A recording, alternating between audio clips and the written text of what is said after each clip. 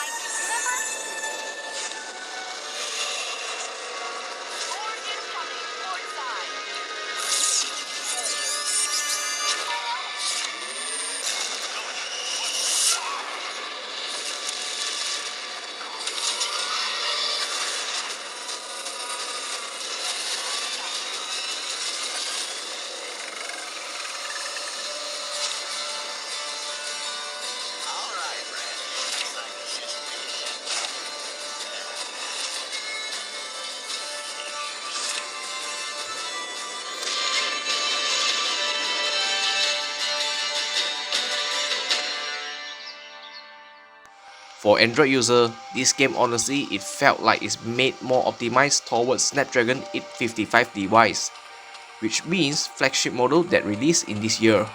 While I would recommend using a phone with at least Snapdragon 830 chipset, setting a phone resolution to 720p for a better experience.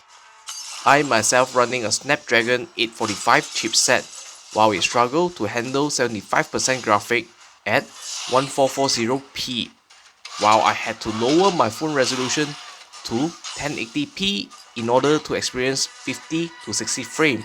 So yes, it's a very graphic demanding game.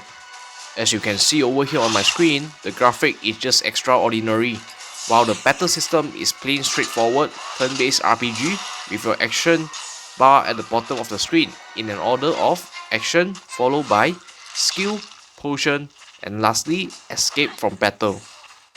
Oh, pro tip, the golem capability is actually a healer as well, so you can count on him to heal your team up and save the extra potion that I have wasted.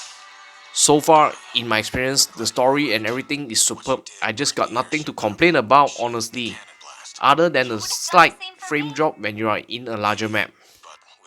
Of course, equipment and potions could be looted, crafted, or bought like any RPG games. It does not have the best looking town system, still I dig how the system works, coming from a Dungeons and Dragons player. Again, I really had no complaint about this game, totally recommends it if you have the required hardware for your device and the extra $10 to spare. I almost forgot that I'm playing a phone game. In my experience, it almost feels like I'm playing a console game rather than a phone game. Wow, I had such a wonderful time with it.